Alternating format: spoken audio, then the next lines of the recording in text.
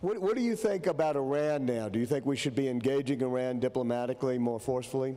Well, I think, number one, we've got a process going on with our European allies, and whatever we do has to be in coordination with them, because we have to have cooperation from not only Europeans but also Russia and also China.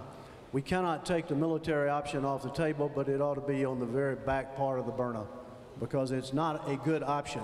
And with being if Afghanistan and Iraq, like we are, engaged around the globe, any kind of military action against Iran, we'd pay a serious price for it, but it cannot be completely off the table. I do think we ought to be talking to the Iranians, but it ought to be in coordination with the process that's ongoing now.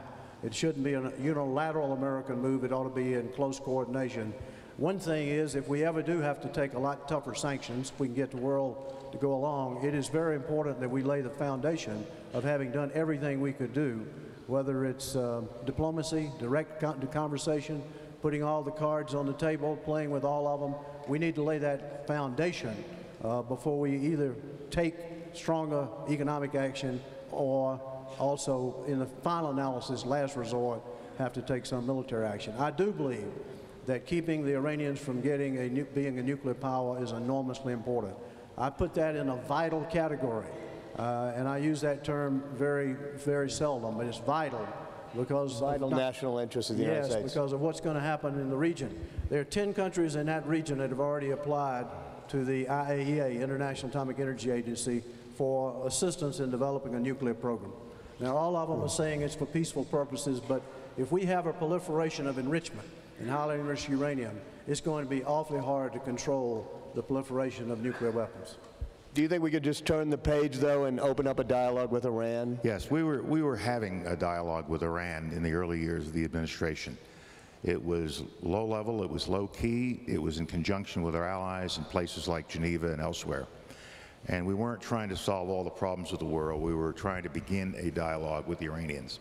You'll remember when they had the terrible earthquake in Iran. We sent American personnel in there to help with that. And I was trying to see if that could lead to a dialogue.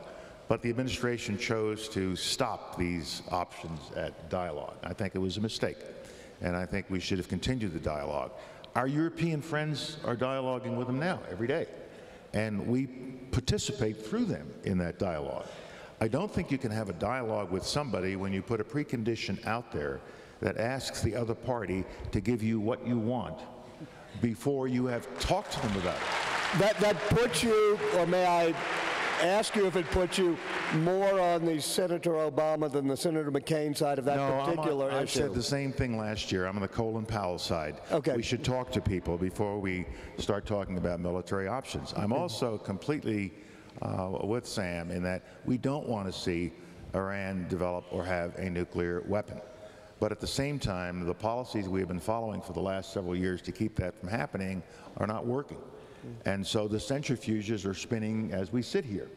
And I think that the European Union and the United States is going to have to face the reality that we may not have the diplomatic tools to keep them from enriching.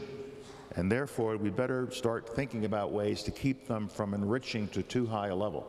Now, I don't like that. I would just as soon not have them doing any enriching, but so far I haven't seen a way to prevent that from happening. So how do we keep them at the power level, recognizing that once you have a program, even if you put in all kinds of controls at the power level, you also have the risk that you can go up to the weapons level of 80% from 5%. But right now, Iran is doing rather well. They're doing rather well in Lebanon. They're doing rather well in the occupied territories. They're doing rather well in Iraq. And, you know, they... Do you think we gave them a gift in Iraq? No, I wouldn't characterize it that way. I would say that they have taken advantage of the situation that arose in Iraq after the collapse of Baghdad and the Saddam Hussein regime, when we didn't take charge. We failed to realize that we were now an occupying authority as well as a liberator, and we didn't act like an occupying authority.